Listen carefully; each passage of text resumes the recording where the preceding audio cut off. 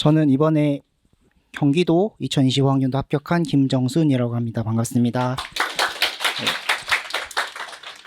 우선은 제가 되게 말씀드리고 싶은 게 많지만 시간도 한정되어 있고 저희가 경기가 좀 일이 많았다 보니까 아직 완벽하게 준비가 안 된 상태에서 바로 왔기 때문에 다소 횡설수설할 수 있다는 점 미리 양해 부탁드리고요.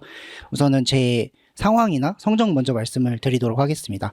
저 같은 경우는 총 4수인데 제 스스로는 재수라고 생각을 했어요. 그래서 첫 2년은 사회복무요원을 하면서 혼자 대충 이제 책 몇 번 보고 가서 시험을 친 거였기 때문에 23년도부터 유석쌤 밑으로 와서 23년, 24년 풀로 유석쌤 밑에서 공부를 해왔습니다. 그래서 유석쌤을 뵙기 전까지 저의 성적은 교육학 합쳐서 53점이었고요. 그래서 좀 이게 낮은 점수를 유석쌤께 왔고 유석쌤께 1년 풀로 배우면서 작년에 68점 해서 1차를 탈락을 하고 올해는 82.33점으로 올라서 경기도에 합격을 하게 되었습니다. 그래서 혹시나 좀 이렇게 비슷한 상황이 계신 쌤들은 들어보신다면은 도움이 조금이라도 되실 수 있지 않을까 해서 이렇게 말씀을 드리러 올라오게 되었습니다.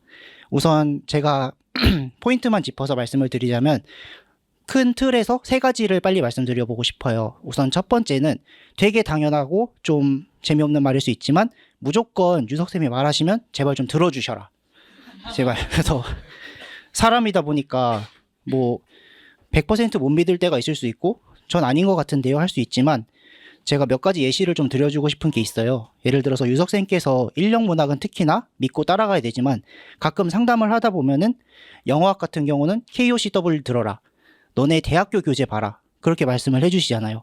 그래서 영어학부터 잠깐 말씀을 드려보면 저 같은 경우는 이 53점 받을 때까지를 다른 기본서들 위주로 공부를 했었습니다. 그런데 그때 제가 기본서를 공부하면서 제일 크게 느꼈던 건 딱 하나였어요. 이 기본서를 보면 내가 기분이 좋아진다. 이거를 바꿔 말하면 되게 내가 생각을 덜하게 해주는 책이었던 것 같아요. 근데 그게 저는 지금 생각해보면 되게 안 좋았던 것 같거든요. 아무리 지식을 머리에 때려 박아도 결국에 항상 이성적이었어가지고 그걸 이제 유석쌤 학원 와서 유석쌤이 인력문학쌤이신데도 불구하고 KOCW 들어봐 해서 인력문학쌤이 왜 저러시지? 하지만 그래도 일단 들어보았습니다. 그 열심히 스터디해서 그렇게 해서 상반기 때 KOCW랑 그 저희 대학교 교재로 스터디 내에서 저희만의 영어학 정리집을 만들었어요.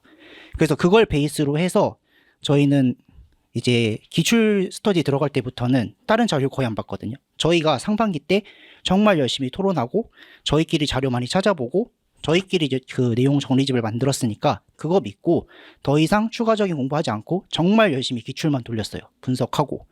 그런 식으로 했을 때 저는 성적이 이렇게까지 점프를 했기 때문에 물론 올해 영어학이 조금 다소 쉬웠다는 점은 고려를 해야겠지만 올해 영어학에서 거의 감점이 없었거든요. 그렇기 때문에 정말 기본서로 기분 좋게 시작을 해서 하반기 때는 원서 다 해독도 하고 이런 게 저는 개인적으로는 필요하지 않다라고 느꼈던 것 같습니다. 그리고 또 유석쌤이 해주신 말씀 중에 행복한 교육이라는 것도 있으셨을 것 같아요. 유석쌤은 이제 교육학 공부할 때 너무 기본서로만 하지 말고 다양하게 해봐라 하는 측면에서 행복한 교육 들어가서 교육 사례도 찾아보고 교육 기사도 찾아보고 교육 광장 가서 교육 기사 찾아보고 이러면 사실 이것도 왜 저러시지 싶잖아요. 하지만 했습니다. 하라고 하시니까 했어요.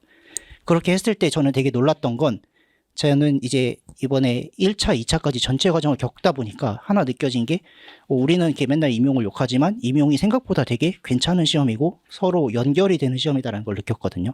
과목과 과목, 1차와 2차 생각보다 연결성이 많아요. 그래서 유석쌤은 너네 교육학 뭐 부족해? 행복한 교육 봐. 행복한 교육 봐. 해서 봤는데 교육학에도 물론 도움이 됐지만 전 사실 2차에서 도움을 되게 많이 받았어요.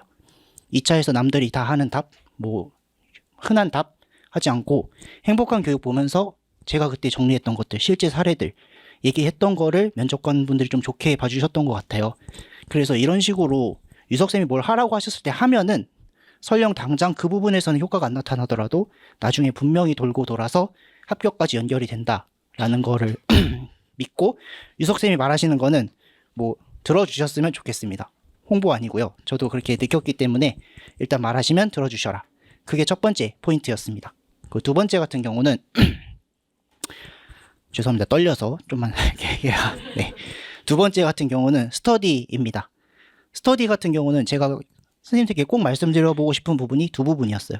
너무 이미 직강까지 오셨다는 거는 정말 의지가 활활 타오르시는 쌤들이시라는 거고 잘하시는 쌤들이라는 생각이 들어요. 근데 저는 이제 23년도, 24년도 스터디를 했을 때 가장 큰 차이점부터 말씀을 드리고 싶어요. 23년도는 제가 처음 유석쌤 학원에 왔기 때문에 아는 사람도 없고 그러다 보니까 스터디를 할 때 스터디 쌤들한테 좀 잘 보이고 싶었던 것 같아요. 그래서 스터디 준비를 엄청 열심히 했어요. 나 거기 스터디 가서 말 잘해야지. 똑똑한 척 해야지. 인정받아야지. 그러면서 스터디 준비를 엄청 열심히 하고 스터디 가서 말 잘하는 척을 했죠. 쌤 잘하시네요. 그러고 떨어졌어요. 23년도에. 24년도에는 조금 그래서 생각에 현타가 와서 바꿨던 것 같아요. 스터디에서 최대한 창피를 많이 당하자라는 게 목표였어요.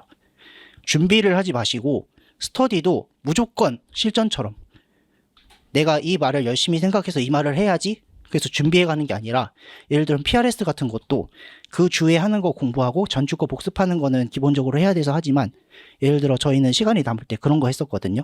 저희 스터디를 하다가 갑자기 쌤 근데 저희는 이건 다 준비한 거니까 준비 안 한 거 해봐요. 그래서 갑자기 4주차였는데 첫 주차 부분으로 다시 돌아가서 첫 주차 때 제일 어려운 지문 하나 고르고 저희 이거 지금 이게 넷이 있는 데서 시간 4분 재고 다시 MI 찾고 다시 키워드 찾아봐요. 해서 거기서 그렇게 하고 다 바로 서로 그거 비교하고 이런 식으로 좀 정해진 거, 준비된 것만 하는 게 아니라 순발력을 키울 수 있는 거. 그렇게 해서 갈수록 임용이 뭔가 이게 나올 거다 해서 대비를 되는 게 아니라 순발력을 요구하는 시험이라고 생각이 들어서 스터디도 꼭 제가 말한 방식 아니어도 좀 다양하게 실전처럼 바로바로 연습할 수 있고 그래서 창피를 당해보는 과정이 인지 과정을 높이는 데 가장 주요한 방법이라고 생각을 합니다. 또 마지막 포인트 같은 경우는 유석쌤이 역시나 말씀해주신 부분인데 유석쌤이 가장 큰 틀을 잡아주는 건 맞다고 생각을 해요. 유석쌤이 큰 틀을 잡아주시면 그대로 따라가되 1배수 안에 들어갈 수 있는 작은 틀은 본인이 합격자 쌤들을 벤치마킹하면서 잡으셔야 한다고 생각합니다. 유석쌤이 가장 전문가 맞으시지만 저희 개인이 있어서 저희를 잘 잘하는 건 개인이기 때문에 개인이 느끼셨을 때 나는 저 합격자 쌤하고 내가 비슷한 것 같아. 말하는 스타일도 비슷하고 공부하는 스타일도 비슷한 것 같아. 그러면 그 쌤을 보시고 그 쌤이 1년 동안 어떻게 공부하셨는지 1년 커리가 어떻게 되시는지 그 쌤 수강 후기가 어땠는지 그 쌤 생활 패턴이 어땠는지 저는 정말 그대로 따라하려고 했어요. 그래서 유석쌤께서도 저한테 너는 어떤 합격자하고 비슷하니까 걔를 그대로 해. 걔를 한 대로 해봐. 똑같이 그대로 했습니다. 유석쌤이 하라는 대로. 그렇게 했을 때 저는 그게 정말 큰 도움이 됐다고 생각해요. 예를 들어 그 쌤이 말씀해 주신 것 중에 그 합격자 쌤이 말씀해 주신 것 좀 특이한 것도 있었거든요. 뭐 공부를 하다 갑자기 장소를 바꾸라고 하시는 거예요. 그래서 저는 왜 그런지 모르겠지만 어쨌든 장소도 바꿨고요. 그리고 뭔가 너가 배웠다면 그거를 바로 복습해봐라. 당연히 지켰고 그렇게 해서 큰 틀은 유석쌤을 따라가되 세부적인 부분들은 최신 전년도 전전년도 합격자 쌤을 그대로 따라가려고 세밀하게는 노력을 했던 것 같습니다. 그렇게 했을 때 저는 저처럼 2년이 걸리는 게 아니라 1년 안에도 충분히 될 수 있는 더 빠르게 실력이 성장할 수 있는 원동력이 될 수 있을 거라고 생각이 들어요. 예, 이렇게 좀 큰 틀에서 세 가지 먼저 꼭 말씀드리고 싶었고 이제 인력문학, 영미문학부터 좀 말씀을 드리면 인력문학에서 강조드리고 싶은 포인트는 딱 하나, 단어인 것 같아요. 단어는 이제 유석쌤이 계속 말씀하시잖아요. 단어. 근데 단어를 최소 4시간을 해야 된다고 하고 저는 정말 4시간을 했는데 혹시나 해보신 쌤이 아마 느끼실 텐데 생각보다 하루에 단어 4시간 하기 쉽지 않아요. 아무리 스터디 많이 한다고 하고 내가 열심히 본다고 해도 보통 2-3시간 보면은 단어 많이 봤다고 느끼시는 경우가 많을 것 같거든요. 저도 그랬고.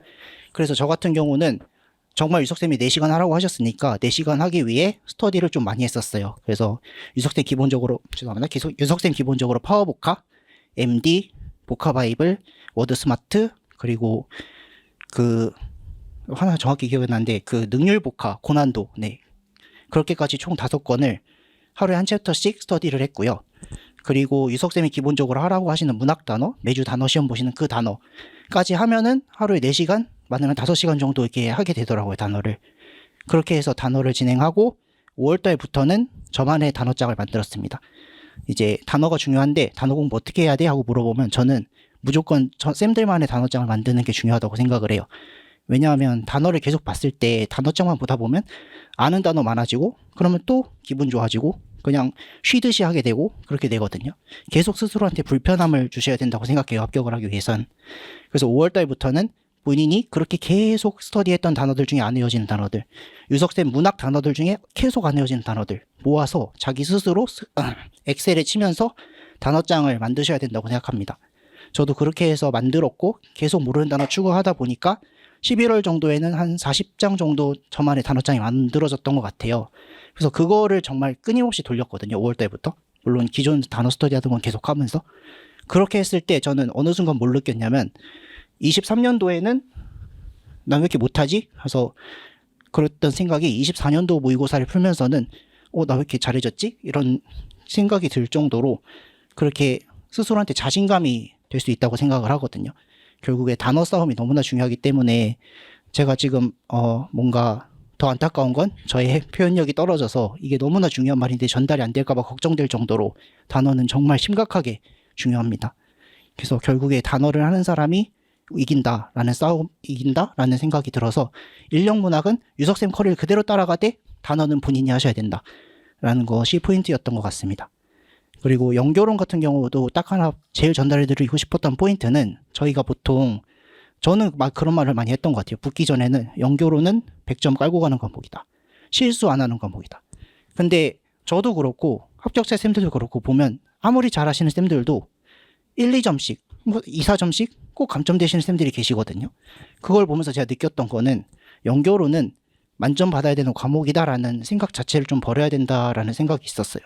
왜냐하면은 연교론 저희가 보통 임용해서 한 문제 풀 때 배당할 수 있는 최대 시간이 9분이라고 저는 생각을 하거든요.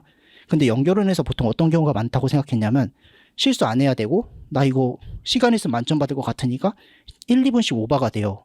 근데 그게 실제로 시험장에 가면 생각보다 떨려서 어떨 때 보면 풀 수 있을 것 같으니까 13분, 14분 이렇게 돼버리거든요. 정말 의미가 없어지는 거예요. 그 풀 수 있는 거 13분, 14분 걸려서 풀어놓고 뒤에 걸 못 풀게 되잖아요. 그래서 저는 연교론 같은 경우도 제발 이거는 절대 실수하면 안 돼. 그런 생각보다는 그냥 무조건 시간 8분 맞춰놓고 실전 연습. 기출로만 계속 실전 연습. 저는 그렇게 돌렸던 것 같아요.